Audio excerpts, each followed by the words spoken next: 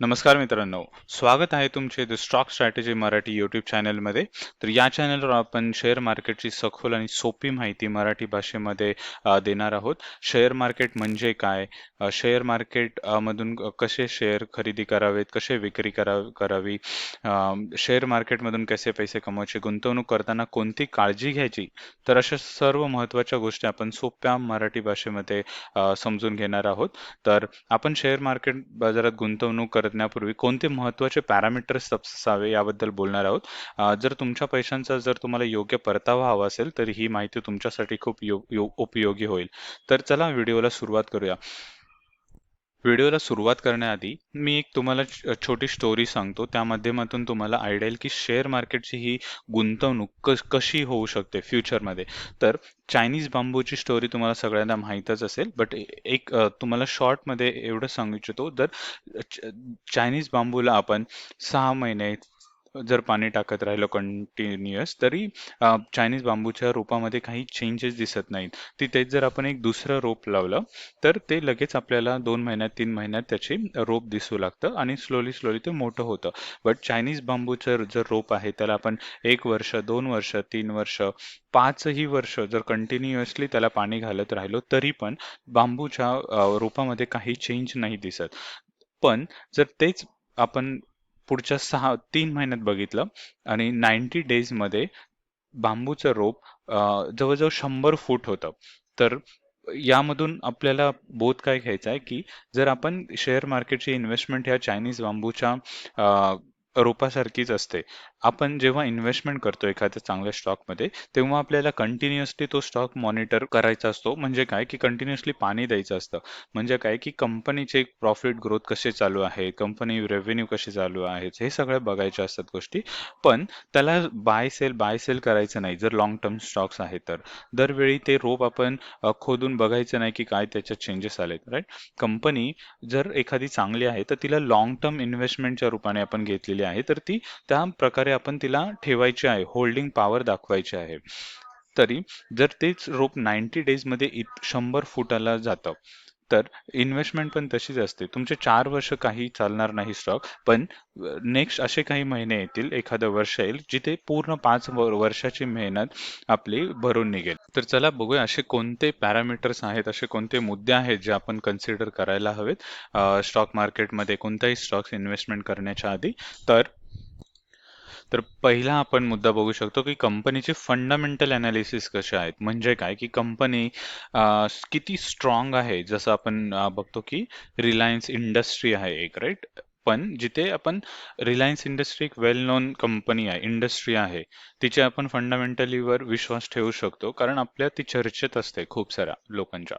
तसं कंपनीचा आपल्याला इतिहास बघायचा असतो की बाजारामध्ये तिची प्रतिष्ठा किती आहे, याचा रेव्हेन्यू किती आहे, कन्सिस्टन्सी रेव्हेन्यू ग्रोथ होतोय का, असा. ओके, तर नेक्स्ट पॉईंट आपण बघू शकतो की कंपनीचा डेप्थ टू इक्विटी रेशो काय आहे, की कंपनीमध्ये कर्ज किती आहे. काही कंपन्या काय करतात, इन्व्हेस्टमेंट म्हणजे त्यांचे जसे फ्युचर प्लॅन्स असतात कंपनीचे, त्यांना इन्व्हेस्टमेंट करायची असते किंवा नवीन प्लांट सुरू करायचे असतात, तर त्यावेळी त्यांना एक पैशांची गरज असते आणि त्यावेळी ते कर्ज घेतात. तर ते कर्ज अति जास्त झालेलं नाही पाहिजे. आता याचं उदाहरण द्यायचं म्हणजे आपण हेच घेऊ, अनिल अंबानी, मुकेश अंबानी बद्दल.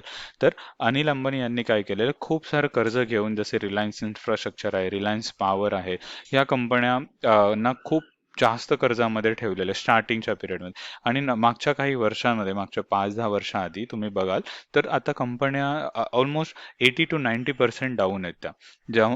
जिथे रिलायन्स इंडस्ट्री ही चांगल्या प्रकारे ग्रोथ कन्सिस्टन्सी ग्रोथ होते कारण तिच्यावर एवढं कर्ज नाहीये, राईट? त्यांचा वार्षिक रिपोर्ट आणि आर्थिक अहवाल तपासावा लागतो आपल्याला. म्हणजे काय की जसं हा मी आता चार्ट दाखवला की इथे बघू शकता की त्यांचा प्रत्येक वर्षी 2003 2004 कन्सिस्टन्सी आहे का, प्रत्येक वर्षी त्यांचं प्रॉफिट ग्रोथ चांगली होते का, रेव्हेन्यू चांगला जनरेट होतोय का, सेल्स चांगला होतोय का. तर हे आपल्याला नियमितपणे तपासावं लागतं. ओके, हे हे एक फंडामेंटल अनालिसिस झालं. हे आपण एक एक्झाम्पल घेऊन पुढच्या अनेक व्हिडिओमध्ये आपण हेच डिस्कस करणार आहोत की एखादी कंपनी घेऊन तिचे फंडामेंटल अनालिसिस करणार आहोत की कंपनीची ग्रोथ कशी आहे मागच्या काही वर्षापासून आणि फ्युचरमध्ये किती ग्रोथ होऊ शकते. आपण हे पॉइंट्स पुढे बघूया. ओके, जर शेअरचं व्हॅल्युएशन काय हा सेकंड पॉइंट. आता व्हॅल्युएशन म्हणजे काय, की कोणत्या गोष्टीला आपण किती रुपये देतोय, बरोबर, ह्याला बोलतात प्राइस टू अर्निंग रेशो. कंपनीच्या एका शेअर पाठी आपण किती पैसे कमवतोय ह्याला बोलायचं प्राइस टू बुक व्हॅल्यू. तर कंपनीचे सध्याचं शेअर प्राइस किती आहे आणि त्यांचे अर्निंग किती होते पर शेअर मागे, ह्याला बोलायचं प्राइस टू अर्निंग रेशो. इथे आपण आज या व्हिडिओमध्ये पूर्ण ओव्हरव्ह्यू बघणार आहोत. कंपनीचे व्हॅल्युएशन्स काय असतं, ओव्हरव्ह्यू, कंपनीचे फंडामेंटल्स म्हणजे काय, आणि त्याच्यानंतर एखादा स्टॉक घेऊन आपण त्याचे डिटेल अनालिसिस करू. त्यावेळी आपण हे फॉर्म्युला पण समजून घेऊया. ओव्हर व्हॅल्यूड शेअर टाळा. म्हणजे जर एखाद्या कंपनी, आता जसं बघितलं आपण, जसं आपण एक्झाम्पल वारीचा स्टॉक बघितला, त्यांचा पी 200च्या अबाव गेलेला. ओके, पण तो स्टॉक्स आता इतका पळाल्यानंतर त्याचा इतका पी व्हॅल्यू वाढला आणि तो ओव्हर व्हॅल्यूड झाला, राईट. तर त्यावेळी खरेदी न करता, आणि त्याच्या मागच्या 6 महिन्यात बघा तो शेअर किती डाऊन, आता 40-50% डाऊन झालाय. तर हे असे ओव्हर व्हॅल्यूड शेअर आपल्याला टाळायचे असतात. त्याच्यानंतर आपण बघू शकतो उद्योग आणि भविष्यातील वाढ.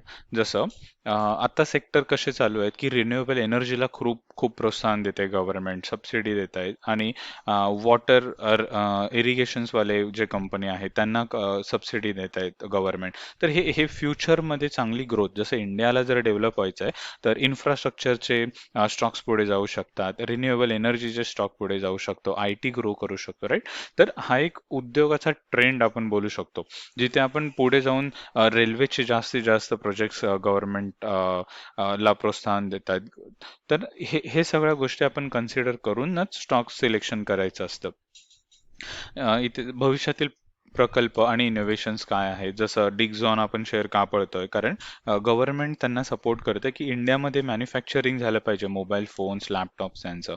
परत जे पण काही सेमीकंडक्टर सेक्टर्स आहेत त्यांना गव्हर्नमेंट सपोर्ट करतं. तर अशा कंपन्या जे काइन्स टेक्नॉलॉजी आहे, तर या कंपन्यांनी मागच्या काही वर्षात पण चांगले रिटर्न दिलेत आणि फ्युचरमध्ये पण ते चांगले रिटर्न देऊ शकतात. तर ते आपण अनालिसिस नेहमी करायचे असतात. त्याच्यानंतर आहे कंपनीचं मॅनेजमेंट कसं असायला हवं. कंपनीचे जे सीईओ आहेत आणि त्यांची टीम असते ती कशी व्हायला हवी. त्या ज्या मॅनेजमेंट आहे त्यांनी पारदर्शकता ठेवतात का, म्हणजे काय, की कंपनीवर किती कर्ज आहे हे नियमितपणे सांगतात का क्वार्टर ऑन क्वार्टरच्या रिपोर्ट्समध्ये. जसं आपण येस बँकच्या सोबत काय झालं बघितलं, की त्यांच्या अचानक बँक कर्जामध्येच डुबाली, राईट. तर असे काही गोष्टी होतात, त्यामुळे कंपन्या ज्या क्लिअरिटी ठेवतात अशा त्यांचे, हे डिपेंड करतं की कंपनीच्या मॅनेजमेंट कोण आहे. जसं आपण बघू, अगेन सेम एक्झाम्पल, की तुम्ही मुकेश अंबानी आणि अनिल अंबानीमध्ये उदाहरण घ्या, की त्यांचं मॅनेजमेंट आधी कसं होतं आणि आता कसं आहे, राईट. तर ह्या गोष्टी कंपनीच्या स्टॉक्सला खूप महत्त्वाच्या ठरतात स्टॉक सिलेक्शनच्या वेळी. तांत्रिक विश्लेषण म्हणजे काय, की टेक्निकल अनालिसिस. जरी बरेचदा आता काय होतं, काही लोक शॉर्ट टर्मसाठी स्टॉक्स पिक करतात, काही लोक लॉंग टर्मसाठी 5, 10, 15 वर्षांसाठी स्टॉक्स पिक करतात. तर जे स्विंग ट्रेडिंग करतात, तर महत्त्वाचे काय असतात, की सपोर्ट आणि रेसिस्टन्स लेवल महत्त्वाचे असतात, मुव्हिंग ॲव्हरेज, RSI इंडिकेटर, ह्या बऱ्याचशा गोष्टी असतात जे जे आपल्याला स्टॉक पिक करताना महत्त्वाच्या असतात. जरी तुम्ही शॉर्ट टर्मसाठी जाताय तर तुम्ही तो काही वेळा स्टॉक सपोर्टवर असतो, भरपूर वेळा तो स्टॉक सपोर्टवर येतो, तर त्यावेळी तुम्ही बाय करू शकता.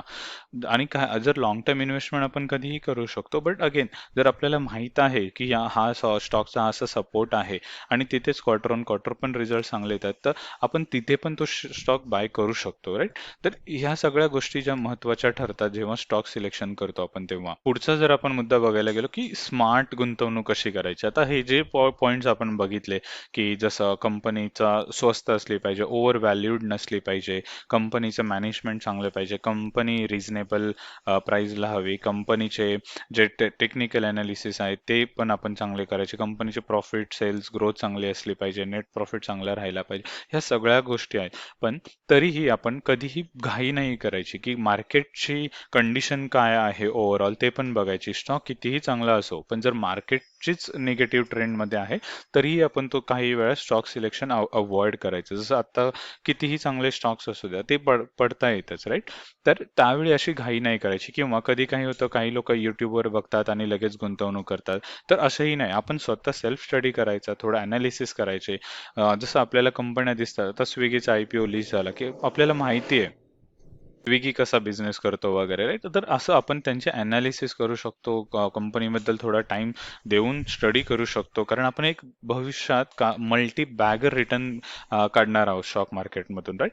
तर थोडं थांबून थोडं समजूतदारपणे आपण स्टडी करून जर आपण स्टॉक सिलेक्शन केलं तर नक्कीच आपल्याला यश मिळू शकतं. इथे आपण काही सट्टा बाजार नाही आहोत की गेलो स्टॉकला, आज घेतला उद्या विकला, परत घेतला परत सेल केला, तर असं नाही करत, राईट? ते एक वेगळ्या टाईपचे स्ट्रॅटेजीज झाले, ते भरपूर स्ट्रॅटेजीज असतात. तर नक्की आपण भविष्यात या यूट्यूब चॅनलच्या माध्यमातून बऱ्याचशा गोष्टी शिकणार आहोत. तर चॅनलला नक्की शेअर करा, तुमच्या फ्रेंड सर्कलमध्ये तुम्ही शेअर करा आणि नक्की त्यांनाही हेल्प होईल की एक स्टॉक मार्केटच्या बद्दल नॉलेज घेण्यासाठी. तर नक्कीच भेटूया आपण पुढच्या व्हिडिओमध्ये, जेव्हा मी एका कंपनीचे फंडामेंटल अनालिसिस आणि हे जे काही आपण पॉईंट स्टडी केले त्याबद्दल आपण मी एक एक्झाम्पल देऊन तुम्हाला नेक्स्ट व्हिडिओच्या माध्यमातून पूर्ण अनालिसिस करून दाखवतो, जे की तुम्हाला स्टॉक सिलेक्शन करताना नक्कीच हेल्प होईल. चला तर भेटू पुढच्या व्हिडिओमध्ये. धन्यवाद.